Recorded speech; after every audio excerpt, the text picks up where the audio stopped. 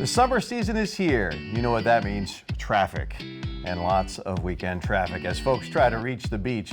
The aggravations and delays can leave us longing for simpler times of days gone by. But that wish may be all wrong. Of course, that's according to our next guest, Jim Duffy of Secrets of the Eastern Shore. He joins us this afternoon to drive home the point that as long as cars have been around, drivers have been cursing their traffic luck, right? Indeed. Yeah. So we're talking about something that happened about 100 years ago, right? Yeah, right when cars came in. Yeah. Cars came in very early 1900s, and there were a lot of them by the 1920s. So before that, steamboats and trains. Right. But once enough people had cars, they kind of retrofitted the steamboats to be car ferries. And so you'd pull your car on the ferry and ride across the Chesapeake Bay. Have you ever driven up to Claiborne in Talbot County? If you're going from like St. Michael's towards Tillman Island, you turn right on Claiborne Road, and it's this beautiful little town with a lovely little waterfront spot and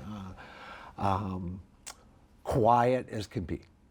Sunday nights, back in the 1920s, cars backed up for 6 and 7 miles. No. Waiting to get onto the ferry. Oh my God. You know, when you go through St. Michael's, there's no stoplights today. Right. You just go 25 miles an hour. They have the pedestrian crossway. But they had 2 stoplights back then because to deal with all of the traffic of people coming to and from the beach in St. Michael's. Was there any way around that?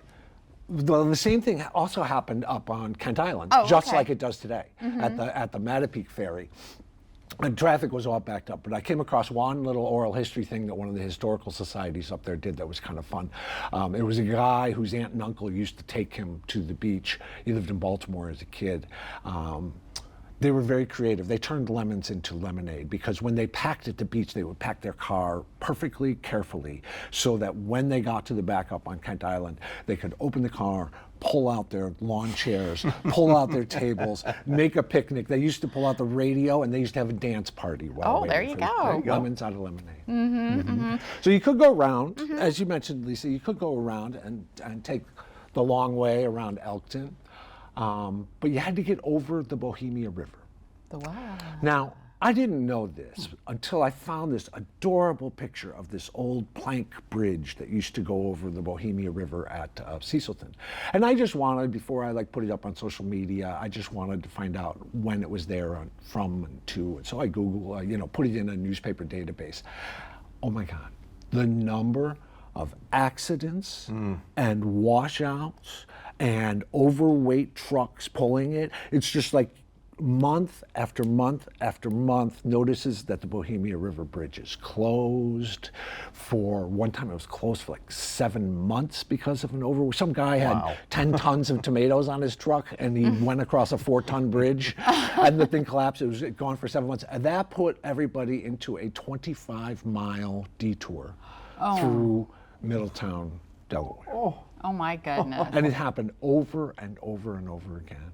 And even if it was working and after they replaced it in the early 1930s, you still had to get over the Chesapeake and Delaware Canal, which seems to have been, that old bridge seems to have been a lot safer, except, those big ships that go through the Chesapeake Canal. One of them thwacked that bridge in like 1940.